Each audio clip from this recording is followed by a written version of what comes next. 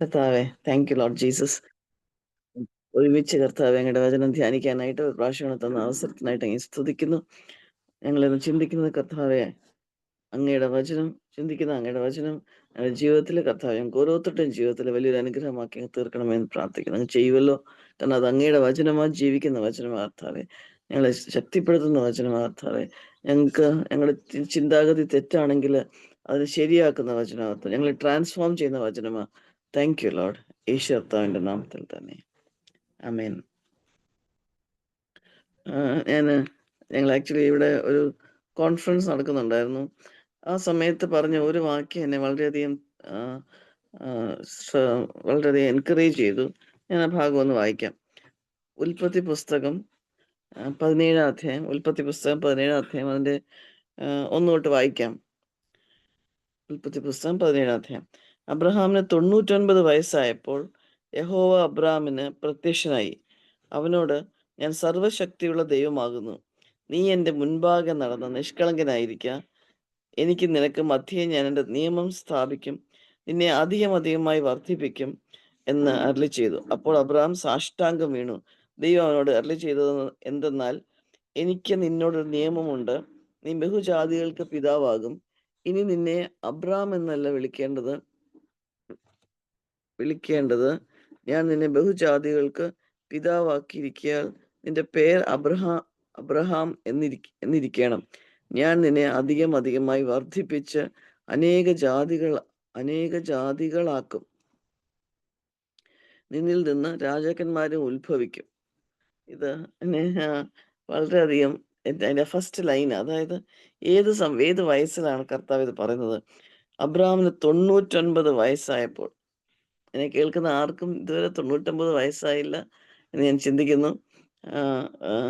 ഞാൻ എന്നോട് തന്നെ ഈ ദിവസങ്ങളിൽ പറയുമായിരുന്നു, കർത്താവെ 100 വയസ്സ് വരെ എന്നെ ജീവിക്കാൻ അനുവദിക്കണം. എന്തിനാ? അങ്ങയുടെ വചനം മറ്റുള്ളവർക്ക് പറഞ്ഞു കൊടുക്കുവാനായിട്ട്. കർത്താവിൻ്റെ എങ്ങനെയെങ്കിലും കുറേ പേര് കർത്താവിനെ അറിയണം. ഇതാണ് ആഗ്രഹം. അപ്പം ഞാൻ ഇത് വായിച്ചപ്പോൾ എനിക്കത് വളരെ എൻകറേജ്മെൻ്റ് ആയിട്ട് മാറി. അതായത് അബ്രഹാമും നമ്മുടെ പോലെ ഒത്തിരി ബുദ്ധിമുട്ടുകളും നടുവേദനയും എല്ലാ വേദനകളും ഒക്കെയുള്ള ഒരു ശരീരത്തിലാണല്ലോ, നമ്മുടെ സെയിം ശരീരമാണല്ലോ അബ്രഹാമിനും ഉണ്ടായിരുന്നത്. അന്നത്തെ കാലത്തെ ആൾക്കാർ കുറച്ച് നാൾ കൂടെ ജീവിച്ചിരിക്കുന്ന സമയമാണ്. എന്നാൽ പോലും 99 ഒരു വളരെ വാർദ്ധക്യമായിട്ടുള്ള ഒരു സമയമാണ്. ഒരു കുഞ്ഞുങ്ങളും ഇല്ലാത്തപ്പോഴാണ് കർത്താവ് ഇതെല്ലാം പറയുന്നത്. എന്നെ ധൈര്യപ്പെടുത്തിയത് 2 പ്രാവശ്യം കർത്താവ് അങ്ങനെ പറഞ്ഞു. അതായത് മലയാളത്തിലെ വേഴ്സ് എനിക്ക് ഒത്തിരി ഇഷ്ടപ്പെട്ടു. 2ാമത്തെ വാക്യം, നിന്നെ അധികമായി വർദ്ധിപ്പിക്കും.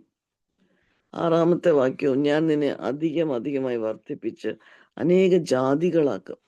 പണ്ട് നമ്മൾ ചിന്തിച്ചത്, എപ്പോഴും ഞാൻ ചിന്തിച്ചിരുന്നത് ജാതിയാക്കുമെന്ന്, ഒരു ഇസ്രായേൽ വംശമാക്കും. പക്ഷെ ജാതികൾ എന്ന് പറയുമ്പോൾ ഒന്നിൽ കൂടുതൽ. അപ്പൊ ഞാൻ ചിന്തിക്കുമല്ലോ, എന്ത് കറക്റ്റാ. ഇന്ന് ഞാനും ആക്ച്വലി വിശ്വാസത്താൽ അബ്രഹാമിന്റെ മകളെന്ന് പറഞ്ഞെങ്കിൽ ഞാൻ വേറൊരു ജാതിയാ. ഒരു രീതിയിലും അബ്രഹാമിന്റെ ആ വംശത്തിലുള്ള ആളല്ല ഞാൻ. എന്നാൽ കർത്താവ് പ്രോമിസ് ചെയ്തത് കർത്താവ് അബ്രഹാമിന് ഫുൾഫിൽ ചെയ്തു. അപ്പൊ എന്നെ കേൾക്കുന്ന ആർക്കെങ്കിലും ഇനി ഇത്രയും വയസ്സായി, അല്ലെങ്കിൽ എന്നെ കൊണ്ട് ഇനി എന്ത് ചെയ്യാൻ സാധിക്കും എന്ന് ചിന്തിച്ചാൽ ആ ചിന്ത തെറ്റാണ്. അല്ലെങ്കിൽ ചിലപ്പോൾ ചിന്തിക്കും, എനിക്ക് ഇത്രയും അസുഖങ്ങളുണ്ട്, ഞാൻ എങ്ങനെ കർത്താവിനെ സേവിക്കാൻ പറ്റും? അങ്ങനെയല്ല. കർത്താവ് നിങ്ങൾ ഏത് വയസ്സിൽ ഇപ്പം ആയിരിക്കുന്നോ, 99 വയസ്സായെന്ന് വെച്ചോ, കർത്താവ് പറയുക, ഞാൻ നിന്നെ അധികമായി വർദ്ധിപ്പിക്കും. അന്നേരം ആക്ച്വലി കാണാനായിട്ട് ഒരു ഫ്രൂട്ടും ഇല്ല. 100ാമത്തെ വയസ്സിലാണ് അബ്രഹാമിന് കുഞ്ഞുണ്ടാകുന്നത്, ഐസക് ഉണ്ടാകുന്നത്. പക്ഷെ 99ാമത്തെ വയസ്സിലും അധികമായി വർദ്ധിപ്പിക്കും. എന്നെ അത് വളരെ അധികമായിട്ട് ചലഞ്ച് ചെയ്തു. ഒരു ഭാഗം കൂടെ വായിക്കാം.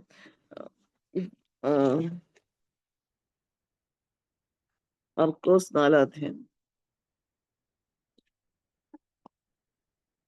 നമ്മൾ പലപ്പോഴും വിചാരിക്കും, എന്നെ കൊണ്ട് എന്താ ചെയ്യാൻ പറ്റുന്നത്? എനിക്ക് ആഗ്രഹമുണ്ട്, പക്ഷെ എനിക്കൊന്നും ചെയ്യാൻ പറ്റുന്നില്ലല്ലോ, എനിക്ക് അതിനുള്ള കഴിവില്ല. കർത്താവ് 14, സോറി 4അല്ല 14, 14ാം അധ്യായം അതിന്റെ 8ാം വാക്യം. 8ാം വാക്യത്തിനോട് വരുന്നതിന് മുമ്പ് 3 തൊട്ട് വായിക്കാം. അവൻ ബെഥാനിയയിൽ കുഷ്ഠരോഗിയായ ശിമോന്റെ വീട്ടിൽ പന്തിയിലിരിക്കുമ്പോൾ ഒരു സ്ത്രീ ഒരു വെൺകൽ ഭരണി വിലയേറിയ സ്വച്ഛടമാംസി തൈലവുമായി വന്ന് ഭരണി പൊട്ടിച്ച് അവന്റെ തലയിൽ ഒഴിച്ചു. അവിടെ ചിലർ തൈലത്തിന്റെ വെറും ചിലവ് എന്തിന്? ഇത് 300-ലധികം വെള്ളിക്കാശിന് വിറ്റ് ദരിദ്രർക്ക് കൊടുപ്പാൻ കഴിയുമായിരുന്നല്ലോ എന്നിങ്ങനെ ഉള്ളിൽ നീരസപ്പെട്ട് അവളെ ഭർത്സിച്ചു. എന്നാൽ യേശു, അവളെ വിടുവിൻ, അവളെ അസഹ്യപ്പെടുത്തുന്ന എന്ത്? അവൾ എനിക്ക് നല്ല പ്രവൃത്തിയല്ലോ ചെയ്തത്. ദരിദ്രർ നിങ്ങൾക്ക് എല്ലായ്പ്പോഴും അടുക്കെയുണ്ടല്ലോ. ഇച്ഛിക്കുമ്പോൾ അവർക്ക് നന്മ ചെയ്യുവാൻ നിങ്ങൾക്ക് കഴിയും. ഞാനോ എല്ലായ്പ്പോഴും നിങ്ങളോട് കൂടെ ഇരിക്കയില്ല.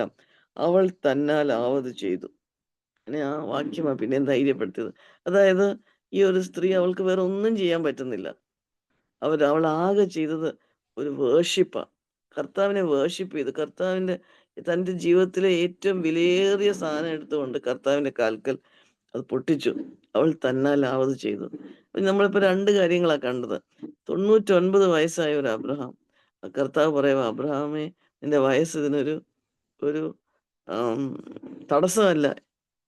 ഞാൻ നിന്നെ അധികം അധികമായി വർദ്ധിപ്പിക്കും." 2 പ്രാവശ്യം ആദ്യത്തെ 6 വാക്യങ്ങളിൽ പറഞ്ഞിരിക്കുന്ന അധികം അധികമായി വർദ്ധിപ്പിക്കും. ഇവിടെ ഇവിടെ ഈ സഹോദരിയെ പറ്റി പറഞ്ഞിരിക്കുന്നത്, ഒരു സ്ത്രീ വന്ന് അവളുടെ പേര് പോലും പറഞ്ഞിട്ടില്ല. പക്ഷെ അവിടെ പറഞ്ഞിരിക്കുന്നത് അവൾ തന്നാലാവത് ചെയ്തു. അപ്പം ചിലപ്പം ഈ സ്ത്രീക്ക് എന്ത് കാരണം കൊണ്ടാണ് വേറൊന്നും ചെയ്യാൻ പറ്റാത്തതെന്ന് അറിയത്തില്ല. പക്ഷെ ചിലപ്പോൾ നമുക്ക് ഞാൻ ഓർക്കുമായിരുന്നു, ഈ പ്രായമാകുമ്പോൾ എനിക്ക് വളരെ ആഗ്രഹമാ, അത് കർത്താവിനെ അറിയാത്ത ഭാരതത്തിലെ എത്രയോ ആൾക്കാരുണ്ട്. എസ്പെഷ്യലി നോർത്തിലോട്ടൊക്കെ. അപ്പം എൻ്റെ ചെറുപ്പത്തിലേ തൊട്ട് ആഗ്രഹമായിരുന്നു.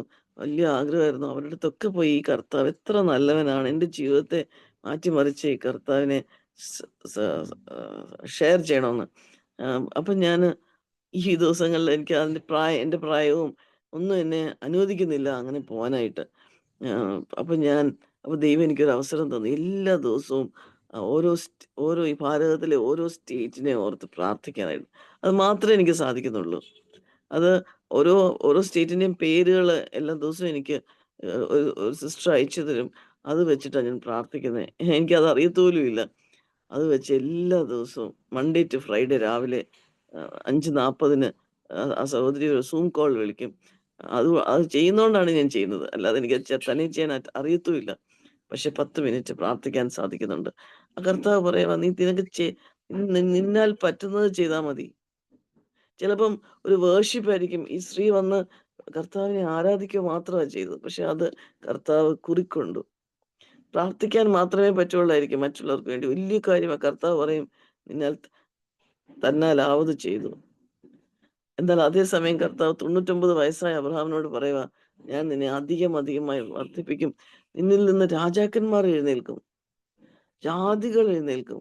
ഞാൻ ഇന്നലെ കഴിഞ്ഞ ദിവസം ചിന്തിക്കുമായിരുന്നു, നമുക്ക് ചിലപ്പം ഈ പ്രായത്തില് അനേകരുടെ അടുത്ത് പോയി നമുക്ക് ട്രാവൽ ചെയ്തൊന്നും ചെയ്യാൻ പറ്റില്ലായിരിക്കും. എന്നോടൊരു ഒരു സഹോദരി ഇന്നലെ പറഞ്ഞത് എന്നെ വളരെ ധൈര്യപ്പെടുത്തി.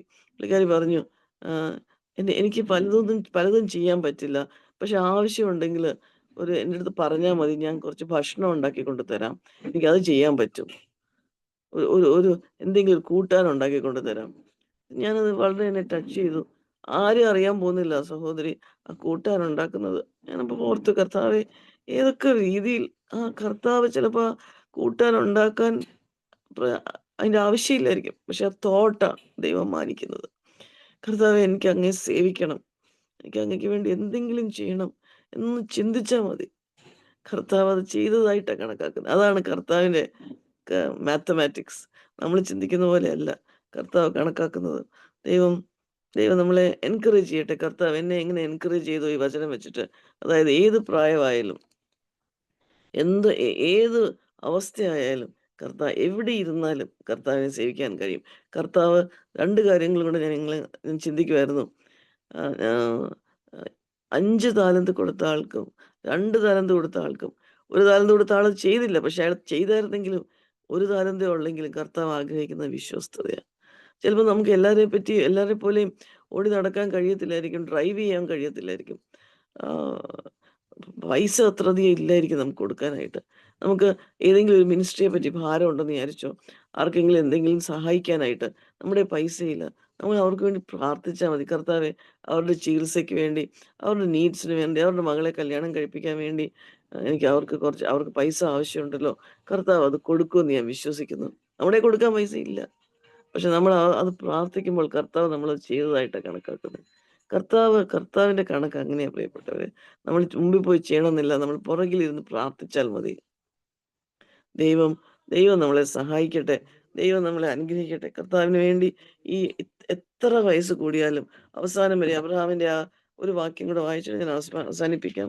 ഞങ്ങളുടെ ചേർച്ചില് കുറച്ച് നാള് മുമ്പ് അഗസ്റ്റിൻ ബ്രദർ പ്രസംഗിച്ച ഒരു വാക്യം വളരെയധികം എന്നെ ധൈര്യപ്പെടുത്തി. ഉൽപ്പത്തി പുസ്തകം 25 അധ്യായം 25, Genesis 25 and 8th verse. Abraham breathed his last and died in a ripe old age, an old man and satisfied with life. Satisfied with life. അതാണ് ഞാൻ ചിന്തിച്ചത്. ദൈവം ദൈവം അദ്ദേഹത്തോട് പറഞ്ഞു, നിന്റെ സന്തതിയെ ഞാൻ കടൽക്കരയിലെ മണൽ പോലെയും ആകാശ നക്ഷത്രങ്ങൾ പോലെ ആകും. ഞാൻ നോക്കുമായിരുന്നു, ഏബ്രഹാം മരിച്ച സമയത്ത് ആക്ച്വലി 2 കൊച്ചുമക്കളുണ്ടായി, യാക്കോബും ഏശാവും. അത്രവരെ കണ്ടുള്ളൂ ഏബ്രഹാം. പക്ഷെ ഏബ്രഹാം വിശ്വസിച്ചു, ദൈവം പറഞ്ഞെങ്കിൽ ദൈവം ചെയ്യും. നമ്മളോടും കർത്താവ് എന്ന് പറയുക. ജെനസിസ് 1st chapter തന്നെ പറഞ്ഞിരിക്കുന്നത്, B fruitful and multiply. Fruitful and multiply എന്ന് പറയുമ്പോൾ അന്നത്തെ കാലത്ത് നാച്ചുറലായിട്ട് ജനിക്കുന്ന മക്കൾ മാത്രമേ ഉള്ളൂ. ഇപ്പോഴത്തെ കാലത്ത് അങ്ങനെയല്ല. പുതിയ നിയമം വന്നപ്പോൾ പൗലോസ് കല്യാണം പോലും കഴിച്ചിട്ടില്ല. പക്ഷെ പൗലോസിന് എത്ര ആത്മീയ മക്കളാണ് ഉണ്ടായിരുന്നത്. പൗലോസ് പറയുന്നത്, തെസ്സലോനിക്ക ലേഖനത്തിൽ പറയുന്നത്, ഞാൻ അവർക്ക് പിതാവായിരുന്നു, ഞാൻ അവർക്ക് മാതാവായിരുന്നു. അപ്പം ആ ഒരു രീതിയിലാണ് ചിലപ്പോൾ നമ്മൾ ജീവിക്കുന്നതെങ്കിൽ വിവാഹം കഴിച്ചിട്ടില്ലായിരിക്കാം, അല്ലെങ്കിൽ വിവാഹം കഴിച്ചിട്ട് ചിലപ്പോൾ സ്പൗസ് മരിച്ചുപോയി കാണുമായിരിക്കും. എന്നാലും അനേകം മക്കളെ ഫ്രൂട്ട്ഫുള്ളായിട്ട് മൾട്ടിപ്ലൈ ചെയ്ത് വളർത്തിക്കൊണ്ട് വരാനായിട്ട് ദൈവത്തിന് പ്ലാൻ ഉണ്ട് നമ്മുടെ ജീവിതത്തിൽ. ചിലപ്പോൾ നമ്മൾ കല്യാണം കഴിച്ച് സ്പൗസും ഹസ്ബൻഡും വൈഫും ഉണ്ടായിരിക്കാം, സ്വന്തം മക്കളുണ്ടായിരിക്കാം, ജനിപ്പിച്ച മക്കളുണ്ടായിരിക്കാം ഫിസിക്കലായിട്ട്. പക്ഷെ കർത്താവ് പൗലോസിന്റെ കൂട്ട് അനേകം മക്കളെ ജനിപ്പിക്കാനായിട്ട് ആഗ്രഹിക്കുക. അപ്പം ദൈവം കർത്താവിന് അബ്രഹാമിന് പറഞ്ഞ വേഴ്സ, ഞാൻ നിന്നെ അധികമായിട്ട്, എനിക്ക് പേഴ്സണലായിട്ട് എനിക്ക് പറഞ്ഞ പോലെ എനിക്ക് തോന്നി, അധികമായിട്ട് ഞാൻ നിന്നെ വർദ്ധിപ്പിക്കാൻ പോവാ. ദൈവം നമ്മളെ സഹായിക്കട്ടെ. നമുക്ക് തന്നാലാവുന്നത് നമുക്ക് ചെയ്യാം. ചിലപ്പോൾ ഒരു ഫുഡ് കുക്ക് ചെയ്യാനായിരിക്കാം, അല്ലെങ്കിൽ ഒരു ഫുഡ് വിളമ്പി കൊടുക്കാനായിരിക്കാം ദൈവം ആഗ്രഹിക്കുന്നത്. ജസ്റ്റ് അത്ര ഒരു ചെറിയ കാര്യം. ദൈവം നമ്മളെ സഹായിക്കട്ടെ. പ്രാർത്ഥിക്കാം. കർത്താവെ, ഞങ്ങൾ അങ്ങേ സ്തുതിക്കുന്നു. അങ്ങയുടെ സന്നിധിയിൽ ഞങ്ങൾക്ക് വരുവാനും കർത്താവെ അങ്ങയുടെ വചനം ശ്രദ്ധിക്കുവാനും ഞങ്ങൾക്ക് അങ്ങ് അവസരം തന്നല്ലോ കർത്താവെ. ഞങ്ങൾക്ക് വലിയ കാര്യങ്ങളൊന്നും ചെയ്യാൻ ഞങ്ങളെ കൊണ്ട് സാധിച്ചില്ലെന്ന് വരാം. പക്ഷെ കർത്താവെ, തന്നാലാവത്, അതിൽ കൂടുതൽ അങ്ങ് പ്രതീക്ഷിക്കുന്നില്ല. മറ്റുള്ളവർ എത്ര ചെയ്യുന്നു എന്നുള്ളത് ഞങ്ങൾ നോക്കേണ്ട ആവശ്യമില്ല കർത്താവെ. കർത്താവ് തന്നാലാവത് ചെയ്യുവാൻ തക്കവണ്ണം ഞങ്ങളെ അങ്ങ് സഹായിക്കാൻ പോകുന്നതിനായിട്ട് സ്തോത്രം കർത്താവ്. ഈ വചനത്തിൽ ഞങ്ങൾ ധൈര്യപ്പെടുന്നു കർത്താവെ. 99-ാമത്തെ വയസ്സിൽ കർത്താവ് പറഞ്ഞു, അധികമായി വർദ്ധിപ്പിക്കുമെന്ന്. കർത്താവെ, ആ പ്രോമിസ് ഞങ്ങൾക്ക് ഉള്ളതിനായിട്ട് അങ്ങേ സ്തുതിക്കുന്നു കർത്താവെ. അടിയനുള്ളതിനായിട്ട് അങ്ങേ സ്തുതിക്കുന്നു കർത്താവെ.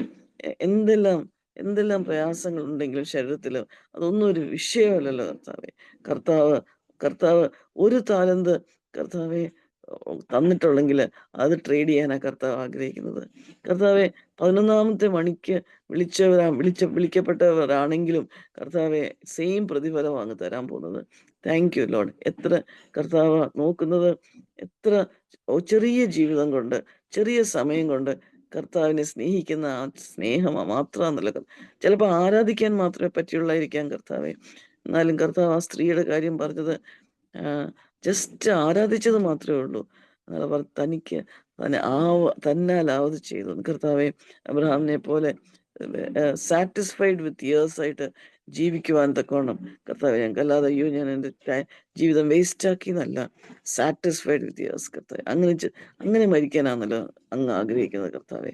Thank you Lord. അത് സാധിക്കും ഞങ്ങൾക്ക് അറിയാം, അത് ഉറപ്പുണ്ട് കർത്താവെ.